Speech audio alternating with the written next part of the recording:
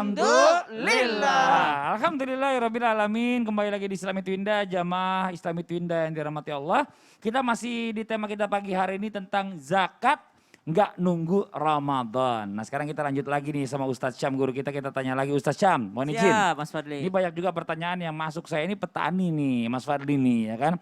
Apakah petani itu juga dikenakan zakat pertanian? Dan bagaimana hitungannya? Kalau hasil pertanian itu ternyata hanya untuk bisa makan dan kebutuhan sehari-hari.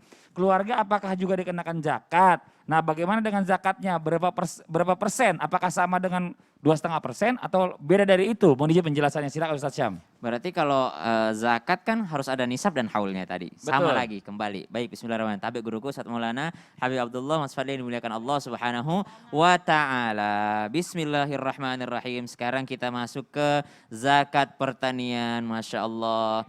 Kenapa pertanian juga dapat zakat? Karena ternyata pertanian itu Allah Subhanahu wa taala yang kasih. Biar bagaimana kita mupuk, biar bagaimana kita tanam dengan baik, kalau Allah tidak mau itu tumbuh, tidak tumbuh juga. Nah maka pertanian kena zakat. Satu, ada nisabnya. Berapa nisabnya? Ada dua. Satu, pertanian yang perairan, pengairannya free. Atau langsung dari sungai. Tak ada hujan. Tak ada hujan, berarti free, gratis. Langsung dari Allah Subhanahu wa taala airnya. Beda dengan pengairan yang berbayar. Bayar. Ada juga pengairan yang bayar. Walaupun dia juga tak ada hujan, karena nggak mungkin dihalangi. Walaupun dia juga tak ada hujan, tapi ternyata dia membantu ininya dengan cara pengairan. Dan pengairannya itu harus berbayar. Maka itu sudah dianggap membayar yang namanya pengairannya. Yang pertama, pengairan yang tidak menggunakan bayaran atau gratis pengairannya. Berapa nisabnya? Nisabnya adalah sebanyak 1,2 ton. Padi. Jadi kalau sudah sampai 1,2 ton padi maka kena zakat. Atau berapa? Atau 8 kuintal atau 8 kuintal itu berapa? 8.000 atau 800 gram? Ya 800 kilogram. 8 kuintal beras. 8 kuintal beras. Maka dia keluar berapa? Maka dia keluar 1/10 atau yang namanya 10%. 10% daripada semua ini. Ya, keluar 10% daripada zakatnya. Tapi harus ada haulnya juga gitu daripada atau yang namanya 10% daripada penghasilan daripada berasnya tadi, beras atau padinya. Ini yang kalau kena yang namanya pengairan gratis. Kalau kenanya pengairan berbayar, maka dia keluarnya cuma 5%. Kenapa 5%? Karena dia harus kembali membayar untuk pengairannya, ada modalnya. Ini yang ngeluarin zakat yang punya sawah, yang mengambil keuntungan. Kalau orang cuma kerjain sawahnya orang, kalau dia cuma disuruh ngerjain yang punya sawah, kalau dia cuma petani biasa, bukan punya dia. Ternyata dia harus bagi lagi sama yang punya segala macam, maka itu hitung-hitungannya berbeda lagi. Zakat pertanian yang jelas, nisabnya adalah 1,2 ton padi. Iya. Ya, dan kalau udah jadi beras, 8 kuintal beras, barulah keluar daripadanya 10% kalau dia pengairannya adalah gratis. Langsung tak ada hujan atau sungai, kalau berbayar yang keluar hanya 5%. Sedikit lagi Ustadz Syam, satu Siap. aja. Bagaimana dengan tambang? Apakah tambang itu juga kenanya 10% atau bagaimana? Kalau dengan Pertambangan, pertambangan. Pertambangan sama. Batu bara. Oh, kalau ini kan diambil daripada kiasnya yang namanya tamer atau kurma, kismis, anggur dan segala macam, gandum. Nah, ini berbeda dengan yang namanya pertambangan, ada lagi hitung-hitungannya. Oh gitu, iya ini Masya Allah, jazakallah khairan kasiran, makasih banyak. Nah ini sekarang kita coba lanjut lagi jadi nih ya. Gini ya, intinya yang di rumah kalau susah ini para petani, susah ngitung-ngitungnya. Yang jelas gini, kalau tak ada hujan tanpa biaya, pengairannya tidak bayar atau tak ada hujan, itu kalau 10 karung keluar 1 karung. Mudahnya, cara gampang itu. Cara gampangnya. Kalau dia berbayar berarti 10 karung keluar setengah karung aja. Setengahnya berarti 5%, 5%. Iya, Itu iya, lebih iya. mudah. Iya, Masya Allah. Sekarang kita lanjut lagi nih buat Habib Abdullah. Di dalam Islam ini ternyata bukan hanya pertanian yang ada zakatnya. Katanya juga ada hewan ternak. Nah, hewan ternak juga ada zakatnya nih, Bib nih. Berapa hitungannya nih ya? Iya. Jika seseorang itu ingin membayar zakatnya. Mau izin penjelasannya, tafadhol, Bib. Baik, mohon izin sebelumnya guruku Ustadz Maulana, Ustadz Syam. Assalamualaikum warahmatullahi wabarakatuh. Assalamualaikum warahmatullahi wabarakatuh. Nah, ini kita akan belajar mengenai zakat hewan ternak. Sebelumnya saya akan jelaskan tentang zakat hewan ternak. Zakat hewan ternak yang wajib cuma 3. Yang pertama unta, yang kedua sapi, yang ketiga kambing. Baik. Nah, untuk unta, 5 unta itu dikeluarkan 1 unta. Kemudian kalau 10 unta dikeluarkan 2 unta. Dan seterusnya. Tapi jarang banget ya peternakan unta ada di Indonesia. Yang lebih banyak apa? Yang lebih banyak adalah sapi dan juga kambing. Nah, bagaimana hitungannya sapi? Sapi kalau 30 sapi itu dikeluarkan 1 sapi kecil, namanya tabi. Oh, sapi kecil suaranya gitu. Suaranya Kalau gitu. sapi besar, Oh, iya, belum. Ini masih sapi kecil dulu nih. Nah, kenapa keluarkan sapi kecil disebutnya tabi? Karena dia masih mengikuti daripada induknya. Itu disebutnya tabi, yaitu mengikuti. Kemudian kalau 40 baru keluarin 1 sapi lagi, cuma yang agak besar. 1 sapi yang agak besar. Kalau tadi kecil nggak apa-apa. Kemudian kalau 60 baru keluarkan 2 anak sapi, yaitu 2 tabi. Dan setiap kelipatan 30 keluarkan berapa? 1 sapi. Dan setiap kelipatan 40 itu keluarkan 1 sapi juga yang besar. Jadi misalnya sapinya ada berapa? Sapinya ada 90. Berarti keluarin apa? Berarti keluarin 3 anak sapi. Kalau misalnya sapinya ada 120, berarti keluarkan 3 daripada sapi yang agak besar. Ya. Ini setiap kelipatan ya. Iya. Baik.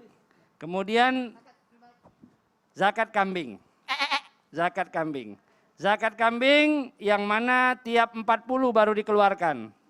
40 kambing dikeluarkan 1 syah. Ya, setiap 40 kambing keluarkan 1 syah. Kemudian 2 syah dikeluarkan setiap 121. Syah ini apa sih? Syah itu kalau bisa kambingnya itu yang kambing induk betina. Kenapa? Biar banyak orang muslim yang dapat beternak kambing selain kita. Dan Islam tidak mengajarkan saing-saingan, subhanallah. Kemudian keluarkan lagi, kalau seandainya sudah sampai ke 201, lebih 1 ya, 200 lebih 1, keluarkan 3 syah. Dan 4 syah di 400. 400 itu keluarkan 4 syah. Kemudian setiap kelipatan 100 itu keluarkan 1 dan lain sebagainya. Nah, sekarang mungkin ada Untuk ternak ikan gimana tuh, Bib? lagi viral ya? Lagi viral ternak ikan cupang. Iya, ikan cupang. Kalau misalnya ternak ikan cupang gimana, Beb? Kemarin ada teman juga nanya. Kalau ikan cupang ini subhanallah walaupun 3 toples kadang harganya miliaran. Betul, beda-beda. 3 toples harganya miliaran, diikutkan ke zakat perdagangan. Karena apa? Karena tidak masuk daripada kriteria unta, sapi, dan juga kambing. Masya Allah. Ada juga misalnya ternak ayam, ternak telur dan lain sebagainya, ikut ke zakat perdagangan dan lain sebagainya. Wallahu a'lam. Masya kalau Allah. saya aman. Apa tuh? Kambing saya cuma 2 ekor. Oh iya Ah, udah, Jadi tidak nanti, keluar zakatnya. nanti dipotong aja. Dipotong buat saya 1 ya Ustadz ya. Ajib. Sedih banget dia, sayang banget sama kambingnya soalnya. Nah buat jamaah yang ada di rumah sekarang kita lanjut lagi nih. Kita masih punya tayangan lagi ya tentang orang yang tidak tahu lafaz zakat. Ini tayangannya. Ustaz. Okey. Yang lebih tu keep the change. Oh, untuk Ustaz lah ni. Itulah. Itulah. Okey, sekarang kita lafaz lah. Lafaz. Lafaz. Lafaz.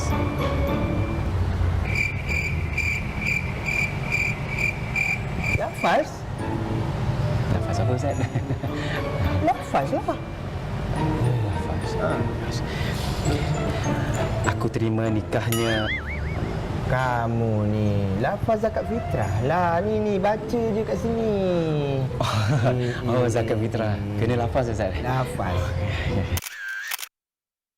Ya, ini Ustadz Maulana bicara masalah tentang menyalurkan zakat Iya. ya. Baik itu zakat harta atau zakat mal itu, dan juga tadi kita lihat tayangannya ada zakat fitrah kan begitu. Ini kadang-kadang orang ini suka bingung nih, apakah memang harus dilafazkan ijab kabulnya ataukah tidak? Dan bagaimana dengan yang online atau hanya lewat bukti transaksi aja, apakah sah hitungannya atau bagaimana?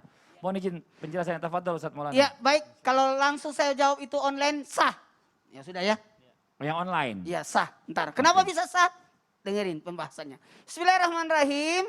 Kalau berkaitan tentang lafaz zakat itu sebenarnya ada 3. Niat, lafaz ucapannya, akadnya namanya.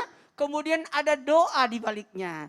Jadi ketika kita memberi, itu namanya akadnya penyerahan. Tapi dan orang yang berniat, jadi sebenarnya yang wajib itu adalah pada saat niatnya. Ketika akad itu sebenarnya bentuk penyerahan. Jadi kalau dia sudah serahkan, bawa zakatku, itu sudah lafaz sebenarnya. Sudah akad jatuhnya. Dan jadi online itu sudah sah. Nah, sepanjang ketika dia mau mengirim, saya berniat keluarkan zakat harta saya tahun ini karena Allah. Kirim, itu boleh. Jadi aman. Dan ingat, zakat harus terdapat akad penyerahan. Jadi misalkan saya titip zakat ke Mas Sasam, berarti akadnya ke Sasam. Saya banyak banget terima akad-akad begitu. Ya Allah, cuma numpang lewat. Numpang lewat. Karena mau diserahkan. Makanya jadi niatnya itu yang wajib, lafaznya itu adalah sunnah. Contoh, saya berniat keluarkan zakat fitrahku tahun ini karena Allah. Itu zakat fitrah. Saya berniat mengeluarkan zakat hartaku tahun ini karena Allah. Lalu kalau kita niatkan, contoh anak kecil kan belum tahu lafaznya. Jadi kita berkata saya niatkan keluarkan zakat fitrahnya anakku Naurah, Munawwarah tahun ini karena Allah. Jadi harus dilafazkan dengan bentuk niatnya dari orang penyerahan itu. Nah, jadi ijab kabul itu zakatnya hendaknya disebutkan secara jelas. Sekali lagi, secara jelas kalau yang menerima. Ku terima ajarakallahu bima atau ajarakallahu bima bakatau ajarakallahu kataru ku terima misakau tahun ini karena Allah. Maaf, kita coba contoh. Seandainya saya mau bawa ini, mau terima zakat saya nggak ngerti, ya kan mau nganterin Ya. saya. Maaf Ustadz, saya mau ngasih zakat saya nih, zakat fitrah saya. Oh ya, maaf Anak-anak ya. saya banyak. Oh gitu. Jadi saya mohon maaf karena saya bukan orang yang, jadi aku mau dikasih zakat nih. Bukan, saya mau nitip zakat fitrah buat disalurkan Ustadz. Oh iya baik. Ya. Ya Allah. Gimana doanya, ada ijab kabul buat saya? Jadi apa nih? Didoain ya. Coba Mas Fadli berniat. Saya berniat Saya berniat, tapi dalam hati ya. ya. Tapi nanti dilapaskan juga itu lapasnya sunat tapi niatnya yang wajib di hati. Di hati. Coba 1, 2, 3. Saya berniat zakat fitrah karena Allah Tahun ini Tahun karena- ini karena Allah. Karena dia per tahun dan Iya. itu per bulan Ramadan, ya. Iya, saya Sudah, serahkan. ya. Ya. Saya, Zakat fitrah dulu.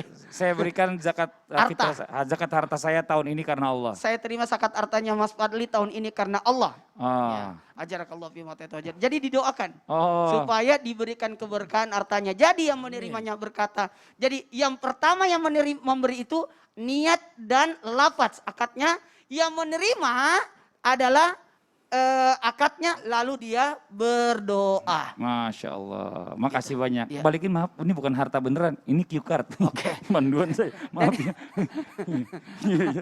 Jadi itu, jadi ijab kabul itu, jadi kalau berkata lagi bagaimana online aman. Ijab kabul ditunjukkan dengan bentuk keikhlasannya. Jadi ini konsep memberi dengan ikhlas, menerima dengan ridho. Karena bisa jadi zakat itu, mohon maaf, jangan berkata untuk saya semua. Jangan, sebaiknya jangan rakus dengan harta. Makanya ini saya bersyukur di Indonesia ada badan amil zakat, namanya apa? Basnas ya. Badan Zakat Nasional, salut. Dan itu alhamdulillah sudah dikoordinir oleh kantor urusan agama dan sebagainya, Departemen Agama, sudah diaturkan semua. Jadi aman. Karena hati-hati buat kita semua jangan sampai salah penggunaan. Karena ingat, Zakat itu diperuntukkan di dalam surat Taubah 8 golongan. Masya Allah. Fakir, miskin, amil, fisabilillah, orang yang tergantung utang, mu'alaf. Itu. Jadi budak itu yang dapat. Masya Allah, jazakallah khairan kasiran. Ustaz Syam, mohon maaf nih tadi ada pertanyaan masih ini belum dijawab nih. Katanya teman saya ini kebetulan Siap. pemain tambang nih. Gimana Wah, zakatnya nih? Ini lebih Masih banyak daripada penasaran. pertanian. Iya lebih banyak Lebih daripada banyak pertanian. daripada pertanian.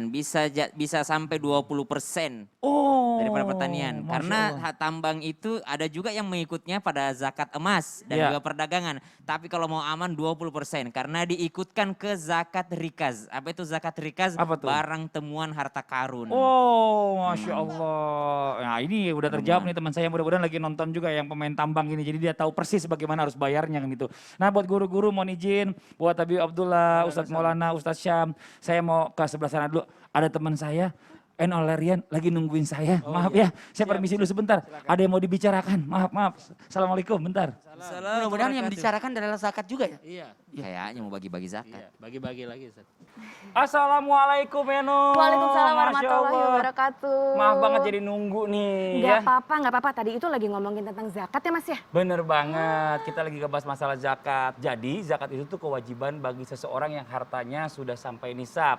Nah pas kita bayar zakat nih akan lebih indah sambil tersenyum. Senyum kan juga sebagian dari ibadah. Supaya senyumnya pede, gigi dan mulut juga harus bersih dan sehat. Wah betul banget ya. Tapi kalau ngomongin tentang kebersihan mulut. Aku itu dari kemarin belum ketemu pasta gigi yang efektif untuk menghilangkan masalah gigi dan juga mulut nih Mas.